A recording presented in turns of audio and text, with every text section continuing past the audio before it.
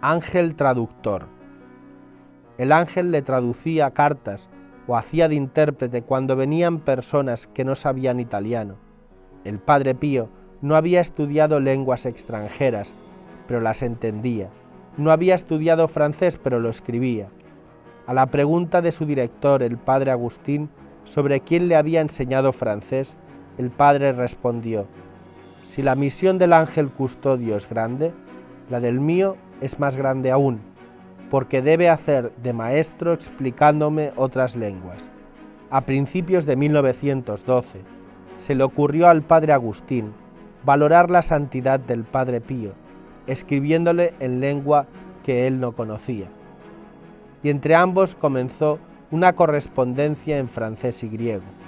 El Padre Pío superó brillantemente la prueba, porque hacía traducir las cartas a alguien. Sobre esto hay un testimonio del cura párroco de Pietrelcina, que bajo juramento certificó que el Padre Pío, estando en Pietrelcina, recibió una carta del Padre Agustín en griego. El testimonio firmado dice así: Pietrelcina, 25 de agosto de 1919. Certifico, bajo juramento, yo, Salvatore Ponulo, párroco, que el Padre Pío, después de recibir la presente carta, me explicó literalmente el contenido. Al preguntarle cómo había podido leerla y explicarla, no conociendo el griego, respondió: lo sabe usted, mi ángel custodio me ha explicado todo.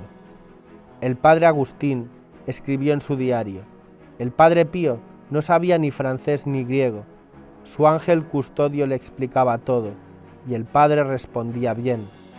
La ayuda de este singular maestro era tan eficaz que podía escribir en lenguas extranjeras. Entre sus cartas escritas hay algunas que, al menos en parte, fueron escritas en francés. Un día vino de Estados Unidos una familia porque la niña, de padres italianos, quería hacer su primera comunión con el Padre Pío.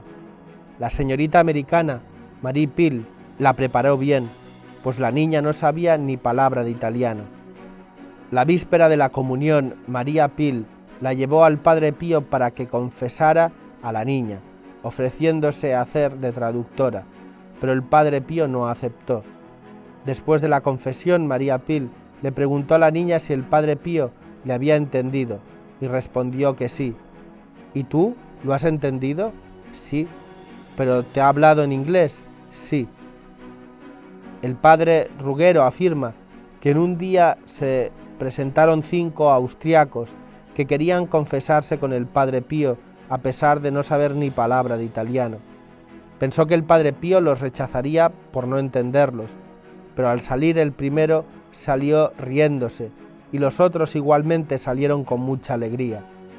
Yo le pregunté algunos días después cómo había hecho para confesar a los 5 austriacos que no sabían italiano, y me respondió: cuando quiero, entiendo todo.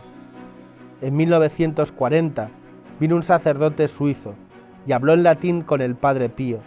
Antes de irse, el sacerdote le encomendó a una enferma.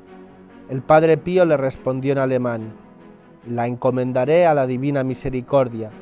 El sacerdote quedó admirado del hecho. Refiere el Padre Luigi Loviscovo que un día vino un sacerdote francés residente en Lourdes que quería confesarse con el Padre Pío. Le dijo que el padre no oía confesiones en francés porque no sabía esa lengua. Este sacerdote respondió que debía ser como en Lourdes, que hay confesiones en distintas lenguas. Me acerqué al Padre Pío y le dije que ese sacerdote estaba hablando que él no conocía el francés ni otras lenguas. El Padre Pío respondió: dile que sé francés, inglés, griego, latín, hebreo, arameo, alemán y otras lenguas, pero no quiero confesarlo. El Padre Tarsicio Zulo declaró, cuando llegaban a San Giovanni Rotondo, peregrinos de distintas lenguas, el Padre Pío los comprendía. Una vez le pregunté: Padre, ¿cómo hacer para entender tantas lenguas y dialectos? Y respondió: mi ángel me ayuda y me lo traduce todo.